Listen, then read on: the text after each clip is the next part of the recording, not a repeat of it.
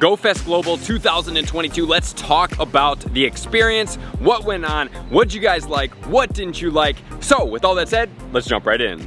Welcome back, everybody. Let me know in the comments below, how did you guys feel about GoFest Global 2022? Just remember, if you guys did not like something specific or something stood out as like the nail in your side, the thorn in your side, whatever that saying is, please make sure to use constructive criticism. We don't need anything in the comments that says, hey, this sucks, this is dumb, I don't care about this. That doesn't help anything, guys. There's more than likely going to be somebody in Niantic watching this video right here, right now, and they are going to be able to go and look at your comments. So I highly suggest, I am disappointed about X scenario. Maybe something along the lines of, you communicated this, such as this, and in reality, I got this. This disappointed me. The way I think you could fix this in the future is this. Enough of those types of comments would be very helpful in the comments below. So with that said, let's go over everything. I'm gonna go over my experience. If you guys do wanna see my GoFest experience, how it did go, day 1 and day 2, I did vlog them, and I did talk about them in the vlog as it was going on. I also live streamed them. I will put that playlist at the end of the video up at the top. I will mention it and put it up there. So with that said, let's start off with GoFest 2022 Global, about where we are gonna sit. So the thing that I wanna speak about is gonna be your expectations in comparison to reality. You guys hear me talk about this quite frequently, even when I'm talking about if stuff is gonna be worth it, should you raid for things. I always want you guys to have appropriate expectations, meaning in Pokemon Go specifically, this game is not really intended to be a pay to win type game. It's more of like a pay to have an experience type game. So when they do put something out like this event and you're paying money, and if your expectation is to get the shiny because you're buying it, that's not how this game works. It's never how Pokemon has ever operated. They are in a marathon type game. It is a long grind of a game. It's intended to be that type of experience. So if that is not the experience that you enjoy in your gaming, you have one of two options. Either you move on from Pokemon, or you change your viewpoint of how this type of game is gonna operate. You will never get all the shinies, and if you do, you got lucky, or you're just in a good place, or your account is lucky, or you're lucky, or whatever that is, but there's often times that you're not gonna get all the shinies. I didn't get all the new shinies this weekend. Am I super disappointed? Not really, because I know I'm gonna have other events. There's gonna be more chances. Some of them may have calm days, whatever that is in the future. So managing your expectations is very important to put yourself in the right standpoint to be able to accept something like this. So you should be more focused on the experience of being out with your friends, exploring, going to a new location, meeting up with a content creator, enjoying the experience, laughing, having fun, as opposed to getting and paying for a return shiny. So the expectations of the event, let's start off here. We have high shiny rates, is probably what a lot of people that are feeling disappointment felt for this. You're gonna be getting new Pokemon, probably a rare shiny encounter. You're gonna be able to get all of the shinies, and then obviously you're gonna be able to get a brand new Pokemon, which is gonna be Shaymin. So the expectations in there, I think, are some of the hidden reasons why a lot of us are feeling some type of letdown. I'm not gonna lie, day number 1 did feel extremely challenging. I went for basically an entire 3.5 hour live stream for a grand total of 4 hours, and the only shiny that I did get was Swinub. For me, typically, if I don't get 15 shinies on an event like this in one day, I'm like, something's wrong. Granted, it happened this day. It also did happen, to be fair with you guys, in Tokyo at Ueno Park, in one of the most densest parks in Tokyo for Ralt's Calm Day. If you wanna see that video, you can check it out up here. I just wasn't getting shinies that day. Sometimes you just don't get shinies. There are people that got a ton of shinies during this event as well. And let's talk about, this event was $15 US, right? So what are the things that you guaranteed got for your $15? Which, if we look at how much $15 is in Pokemon Go, typically, let's just say you pay 1 for 1, you're gonna get 15 raid passes. Or you buy a bundle, which is 1,480 coins. What are you gonna get? 20 incubators, a couple star pieces, a couple lucky eggs, and maybe some ultra balls, right? Or maybe you'll get 18 raid passes, you'll get a couple star pieces, a couple lucky eggs, or a couple incenses, right? So that's kind of what you do for $15. When you do that and you get 1,480 coins, granted, if you buy $100, it's gonna be a little bit different of an experience. You're gonna get a little bit more, let's call it $10, but you don't get an event, right? We're on the same page as that. When you buy something from the shop, you're getting what you get, you don't get an event, right? So let's just call it that right now. And before I go further, some of you guys may be like, you're getting paid to make this video. I do not get paid to make this video. Content creators do not get paid to give specific opinions about really anything. in this game in Pokemon Go. What we do get endorsed for is going to specific events to show what the experiences of those events are. If the video does not say hashtag sponsored, we did not get paid for this video. Okay, I just want to put that out there for you guys just to make sure that we are on the same page and I'm giving you my raw and honest opinion, which I always will do in Pokemon Go. I'm just a little bit more optimistic as a person, and I tend to look at what we do get from the glass half full as opposed to a glass half empty mentality. Okay, so for our guarantees, you're getting premium items. So let's check out what those premium items actually were. If we look at breaking down the paths, which we did break down in one of my tips videos, and hopefully you guys did check that out. If you did catch, explore, or battle, you're getting at a minimum 88 Pokeballs combination, higher than just red balls, which is normally what you would buy for in the shop, which is not that cool. If you did catch, you got 176 total balls, which is quite nice. Then if we go downwards, you're getting at a minimum 2 incenses. If you chose catch, you're getting 6. Lucky eggs in catch and explore, you're getting 2 on each. Battle, you're getting 0. Poffins, you're getting 2 across the board. Star pieces, 2 across the board. Lore modules, 2 across the board. Battle passes in the premium form. If you chose battle, you're gonna get a grand total of 4 extra there. And then if you chose explore, you're gonna get a grand total of 6 incubators, and then you're getting 4 rare candy. So if we're looking at this here, guys, that's a pretty good deal in itself,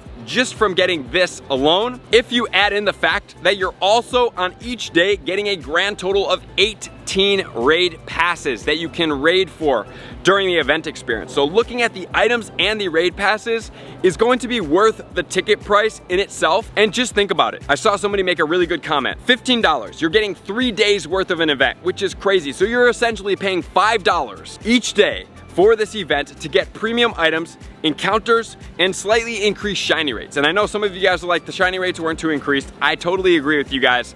Day number 1 did not feel like it, and I am going to also point out that a lot of us are comparing it to Go Fest last year, but you can't really compare it to that last year, which I think is faulted on Niantic and Pokemon Go because they did not make a clear communication here. But if we think about it, last year there weren't in-person Go Fests, so they put all their energy and resources into that specific situation. But now we have a Go Fest Global, which is then going to go to Berlin, Seattle, Sapporo, and then the grand finale event. So if we look at the differences, that was like the meat and potatoes, put everything into one event, and now we're getting the events broken up into different sections. So for me, if they just would have communicated this a little bit different and said, hey, last year was this year is not going to be quite the same, I think our expectations would have been a whole lot different, allowing us to take this, digest it, and make sure that we are getting ourselves set up for success in the right mindset, which is very important for these events to feel like you got what you paid for. So the other guarantees, you're gonna get rare encounters with unknowns. Guaranteed if you buy the ticket, you are going to get at least one of every encounter. You are gonna get regional encounters. You're guaranteed if you buy the ticket. If there's anybody out there that did not get an unknown or a Tropius or a Torkoal for the entire 2 days, please comment in the comments below because I will be mind blown. If you didn't buy it, you're not going to get those, but if you did buy it, there's just no chance that you're not going to encounter at least one of those Pokemon, which is an additional win for this. And then next, you're going to be getting quest lines. There's going to be quest lines throughout the day that are going to give you those premium items. They're going to give you items, and then they're also going to give you encounters as well. So pretty cool. You're going to get a guaranteed mythical, which is going to be Land 4 and Shaymin. You're going to be able to get more engagement from the game, and then you are also going to be getting increased spawns and what was said to be increased shiny rates. And I think that's really the lingo that kind of threw a lot of people off, and I totally get you guys on that. I hear you, I felt it, I was there with all of you guys. I was on the live stream trying to provide entertainment for over 1,000 people, and I couldn't provide that entertainment because the game was not producing what my expectations were, which was unfortunate, but we were doing it together, we were having fun, and me being there with you guys, appreciating you guys, being on the journey with you guys is really what actually drives me in this content creator seat. So where is going to be the gap? Because remember, when you experience disappointment, it's really that you had an expectation and reality did not meet your expectation. So where is this disappointment coming from? Number one, obviously the decrease in shiny rates. Also, drop your comments below and let me know how many shinies you guys did get throughout the entire weekend. For me, we will check that out in a second. And then we have the raid boss comparison. Looking at last year and how many bosses were out, just remember you can't compare. But then this year we had Groudon and Kyogre on day 1, and then we had Nihilego on day number 2, which Nihilego did not have a shiny out, and it was kind of like a new drop, and there wasn't really anything else with the shiny, so you either had Axew, Snorlax, basically, or Nihilego, which Honestly, the bonuses, that 40,000 XP on lucky eggs, guys, hopefully you took advantage of that because you could have churned a lot of XP during that day. The false expectation wasn't that cool. The visual glitch was definitely not that cool, where there was Pokemon popping up from lore modules that were actually not there. It wasn't that they were despawning, they actually just weren't there. So it was quite confusing a lot when you're like seeing these Pokemon, you're like, oh yes, a Karrablast, you click it, despawns. Oh, we have another Pokemon here, despawns. That was very frustrating. I can totally feel you guys on that. And then finally, the viewpoint that if I buy this ticket, I will get these shinies. Once again, that's not how Pokemon Go works, but that is kind of how the language and the message could be interpreted from this, which I know it's not like that. I've been playing for, what, 1 month away from 6 years now, and I am positive that I know it's not like that. So I just want you guys to be on the right mindset and standpoint to be able to help you guys succeed right now. Okay, so before we move on to any more in this video, let's go ahead and check out my experience in GoFest. So as far as our shiny encounters, so if we look, I'm gonna go and age 1 through 2. I got a grand total of 17 shinies. Not the best, but 17 shinies is pretty solid. Imagine if you got 17 shinies on the comm date, you're like, I'm doing pretty good. So I got Twinub and Litleo, Slackoth, Wingull, Hitmonchan are all old ones. Camerupt, which was a new one, so 1 new one, super hyped. Trapinch, Pidove, old. Already got Larvitar, already got Grimer, already got Hitmonchan. Not that I don't like these. I have Piplup, I have Dunsparce, I have Patrat. I hatched an Esper, I got a Karrablast, and then I got a Haxorus. So there are some shinies out there that I really wanted that I didn't see too many of these Pokemon, such as the Galarian Weezing, the Galarian Darumaka. So that is one thing, right? I like my shiny haul. I feel pretty good about that. But the biggest win for me is with those bonuses, I did 1,000,000 Stardust in 2 days, which I'm extremely grateful for.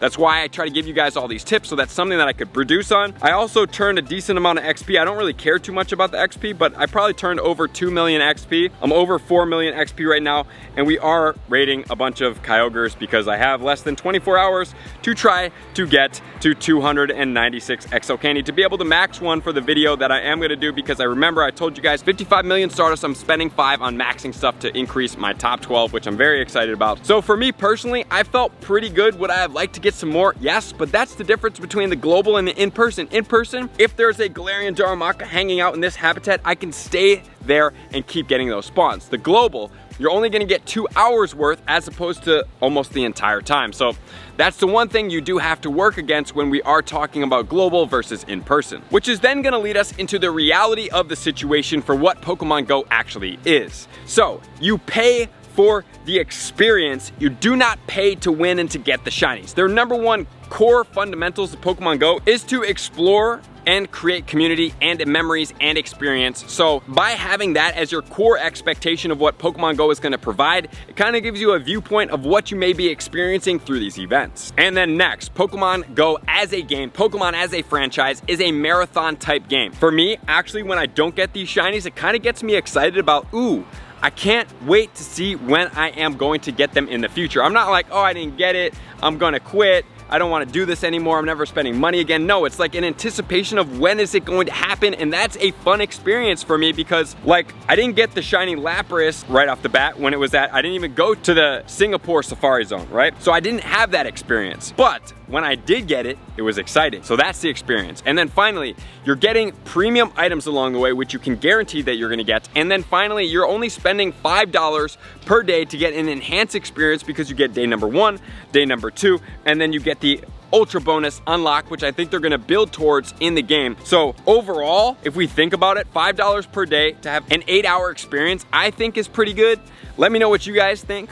But I also agree with you guys that the shiny rates were down in day 1 when we were looking for the shinies, just from a content creator standpoint. And then number 2, I felt like the wording could have been a little bit clearer, or the expectations or what could be happening from the event from Pokemon's standpoint and from Niantic's standpoint, to make sure that we are all on the same page that GoFest Global last year is going to be different than Global GoFest this year, because I think that's one of the main experiences that really kind of threw us off. So let me know what you guys think in the comments below. I appreciate you guys tuning in as always. To all of my likers, commenters, subscribers, Patreon members, everybody takes their support, subscription, and participation to Drake's level. I'm gonna see you guys out on the next video. Peace.